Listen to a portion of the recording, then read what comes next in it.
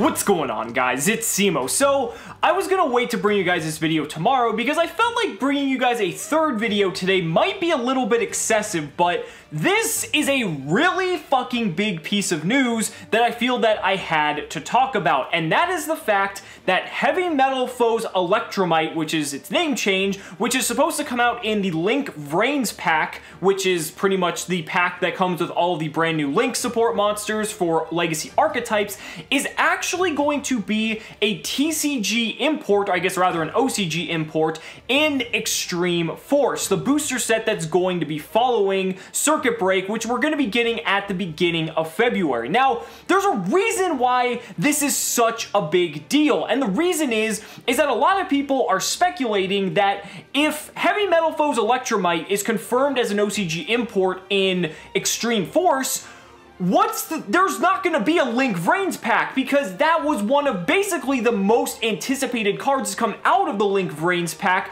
in addition to a few others. But if that's coming as an import, then the Link VRAINS pack doesn't exist, at least for the TCG. A lot of people are now speculating that we're going to be getting all of, or at least a majority of, the Link VRAINS monsters as OCG imports in Extreme Force, and sets to come in the future. So rather than get an entire set just dedicated to all of these cards, they're probably going to break them up for us here in the TCG. Now, at first, I was thinking that isn't the worst idea, and let me explain why. So, if you look at Extreme Force is already out in Japan, and we already have the set list for what's contained in the set. Now, obviously, when you factor in the OCG imports as well as TCG exclusives, it is a little bit different when the set does come here to the TCG. However, Extreme Force is weird because this set doesn't really contain a whole lot that a lot of people are excited about. I mean, there's a couple good cards like Localized Trunade,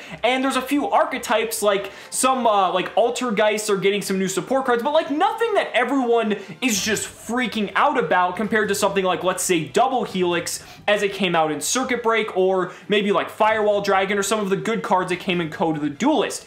So the thing is, at first I was thinking, this isn't exactly the worst idea because this actually provides some value in Extreme Force as a set as a whole. Because if they take, let's say, 5 of the really good Link monsters out of Link VRAINS pack and put them in as OCG imports into Extreme Force, then that actually means that there's going to be these cards that are actually highly sought after in the set that people are going to want to actually purchase the set, because this set isn't looking too good, at least at the current moment. But now, that would actually provide a reason for a lot of people to want to purchase Extreme Force. But on the other hand, and this is where I think a lot of people are going to resonate, is that that's absolute bullshit, because the OCG got all of the Link monsters at once. They got, you know, Needle Fiber, they have Heavy Metal Foes Electrum, they got the Burning Abyss Link monster, they got all the super powerful Link monsters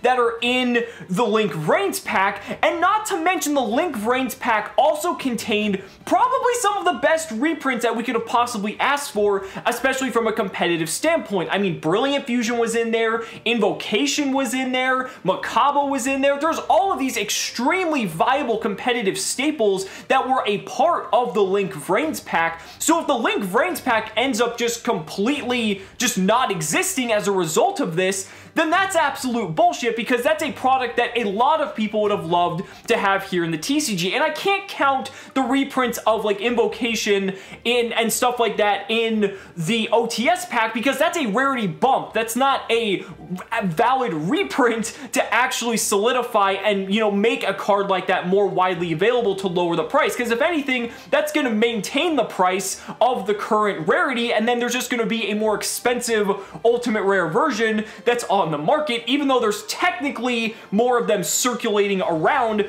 it's not like there's going to be any less demand. If anything, it created more demand because those cards are of a higher rarity. There's also two other issues I wanted to discuss. So the first issue is, let's speculate that they're going to be giving us these Link monsters as OCG imports. The issue with that is, how are they going to decide which ones to pick? Because typically when we get a set and we get our OCG imports, there's only about 10 cards in total that we get from the OCG. And there was 20 brand new Link monsters in the Link VRAINS pack. So they can't give us all of the cards unless they decide to do that and change the formula for how they've done things in the past, which if that's the case, okay, maybe I'm gonna be give them a little bit of leeway in this case, but let's go into the assumption they're only gonna give us 10. Which 10 are they gonna give us? They need to give us a healthy mix of the good ones and the bad ones, because as we've discussed in the past, the Link VRAINS pack has some incredibly overpowered, Link monsters, but then there's also the other side of the spectrum where there's some that are just absolute shit. So are we gonna get like Electromite and then like 9 of the bad ones? Or are we gonna get like Electromite and then like maybe the Burning Abyss one or the Lightsworn one and then maybe some bad ones thrown in the mix? Are they gonna give us all the good ones at first? I don't think that's gonna be the case, because if they do go down this route, let's say they split it half and half. Let's say they give us 10 of them in Extreme Force and then 10 in Flames of Destruction, which is the set following Extreme Force. They're more than likely going to save Needle Fiber for the Flames of Destruction, because Needle Fiber is the other most sought after Link monster out of this entire set, probably next to Heavy Metal Foes Electrum, even though the Burning Abyss one as well as the Lightsworn one are probably up there as well. But Crystron Needle Fiber is just absolutely fucking absurd, and frankly, they would be idiotic if they didn't split it up in this way, but that also sucks, because that means not only is it going to be across 2 different sets that we get these different Link monsters, but they're also going to make it so that it's going to be difficult to attain them, and that there's going to be a several month gap from when we get some of these Link monsters compared to the others. And that's not exactly fair, because like in the OCG, they got all the Link monsters at once and they were free to experiment with those Link monsters at will because they got them all at the same time. But now for us, it looks like we're only gonna get a few of these at a time, and that really is unfortunate. And not to mention, which is the second point I need to get into here, look at the text on this card.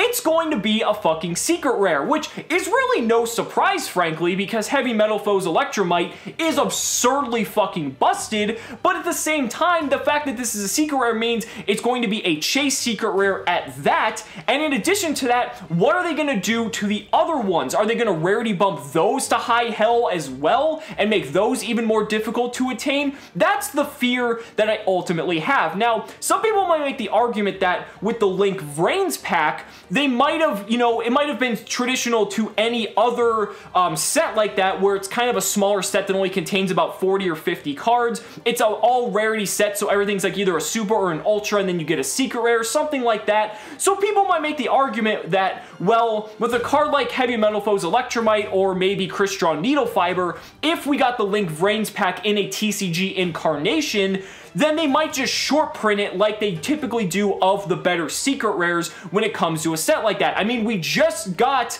the set with the 6 Samurais, the Spirit Warriors, and we already saw that they were short printing the best cards in that set as secret rares. So if we did get the Link VRAINS pack, what would stop them from wanting to do the same thing, especially when the cards are this absurdly broken in comparison to something like the Magical Musketeers or the Weather Painters? So they would just be so much more inclined to do it that way, but I'm really curious as to how this is actually going to play out, because even though this was accidentally leaked on their website, and funny enough, they've actually taken it down now. Luckily, my friend Bowie actually screenshotted this, because I just have the picture of the Electromite. I didn't actually screenshot the page itself, but there is actually evidence there that this is going to be the case, and it makes me a little bit worried, because there was so much hype from all of us around Link VRAINS pack. So many of us were so excited that this was going to be one of the craziest and best sets ever released for us in the TCG,